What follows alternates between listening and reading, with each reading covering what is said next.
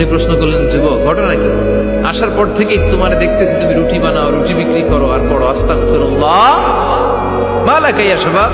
যুবক বলে, আস্তাগফিরুল্লাহ আমার সবচেয়ে বেশি পছন্দের আমল। আমি সব সময় আঠার মতো ইস্তেগফারের সাথে লেগে থাকি আর সব সময় পড়তে থাকি আস্তাগফিরুল্লাহ, আর এর বদৌলতে আল্লাহ আমারে মুস্তাজাবুদ দাওয়া বানিয়ে দিয়েছে। আহমদ ইবনে হাম্বল তো অবাক, আনতা মুস্তাজাবুদ দাওয়া, তুমি মুস্তাজাবুদ দাওয়া রুটিওয়ালা।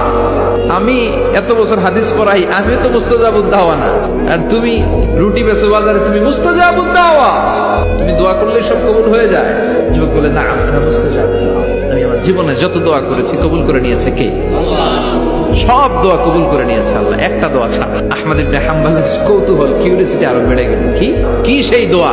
যুবক এবার বলতে শুরু করলো, আমার জীবনে যে দোয়াটা আল্লাহ কবুল করে নাই সেটা হচ্ছে, আমি আল্লাহর কাছে অনেক চেয়েছি, অনেক দোয়া করেছি যে আল্লাহ, শুনেছি এই জামানার সবচেয়ে বড় মুহাদ্দিস, তার নাম নাকি ইমাম আহমদ ইবনে হাম্বল।